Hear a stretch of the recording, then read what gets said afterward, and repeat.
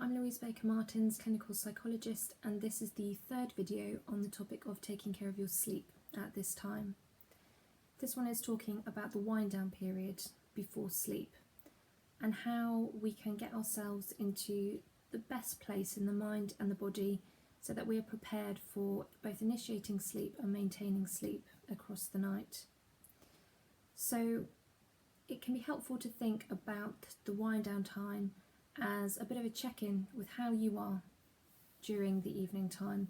How are you in your mind, how are you emotionally, and how are you in your body, so that you can be a little bit mindful of what you need on a day-to-day basis in order to feel settled and soothed and ready for sleep.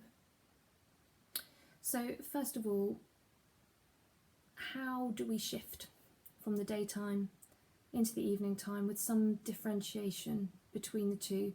So think about the associations that we have with daytime activity, work, and how we can consciously move into a different mode of being that's ready for rest and for sleep. And at the moment, with so many people home working, that can be really challenging, and everything's sort of merging and breaking up otherwise, helpful associations that we have with our routine. So it might be something small for you, like changing into different clothes if you've been working from home, changing into something comfy and different for the evening time. Or maybe it's about having certain areas of your house where you're choosing to work and you're choosing to engage in problem solving and everything else that needs to be done with that, and then keeping that out of the areas and the bedroom that we use for wind down.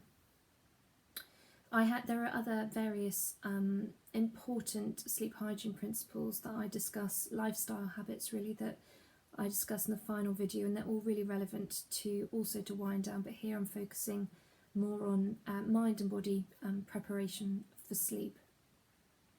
So what do you do if your mind is really overactive and you're struggling to leave to work behind, and maybe you're waking up out of sleep and it's all whirring around in your head? And the first idea is to have some protected time in the early evening. Maybe it's 15 minutes to sit down, to externalize some of those thoughts, to acknowledge them, to allow them to be there, and to just spend some time seeing what is in the background of our mind, and then maybe having a plan for tomorrow, a commitment to yourself that this isn't the time to deal with it, but tomorrow you have this allocated time. Maybe it's a to-do list. Anything that allows you to feel that you've sort of wrapped things up and it doesn't have to continue being worked through in the night.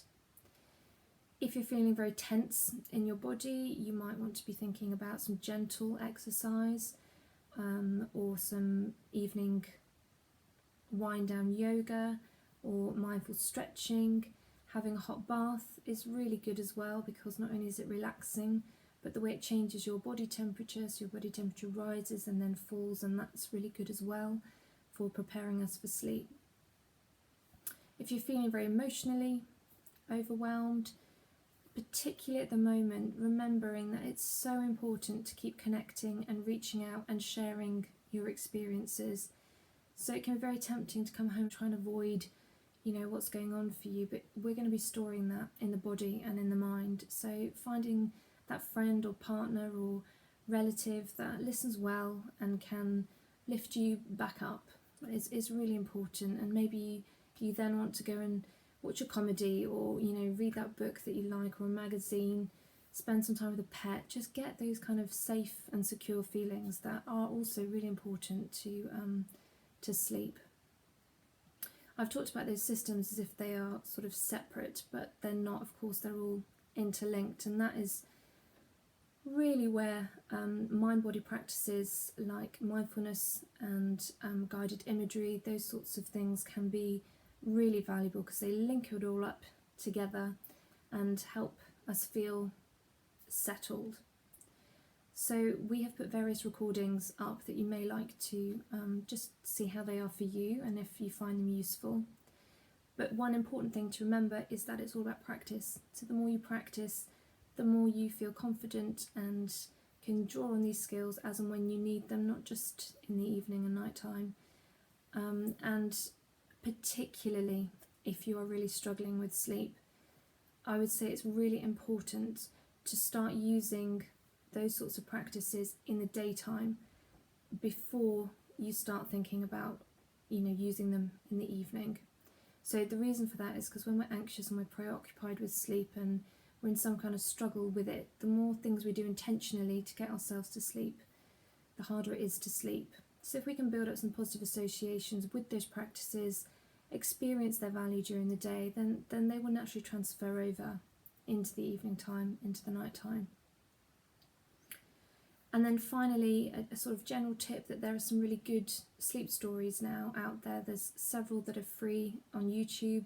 There are many that are available on phone, on apps, and they have the sort of qualities to them of guided imagery in terms of keeping your attention in a good place, in a good, relaxed, present state, which is what we need for sleep to settle in, and keeps, positive emotions going. And you're less likely to sort of get into that mind wandering that can delay sleep. The other thing to say is that being flexible with our wind down time is also really important. There'll be some nights where you have 10 minutes, 20 minutes of wind down and you'll sleep just fine. Other times where you need much longer. And that's why it's important to use this as a check-in. What do I need? How long do I need? And how can I give myself that self-care?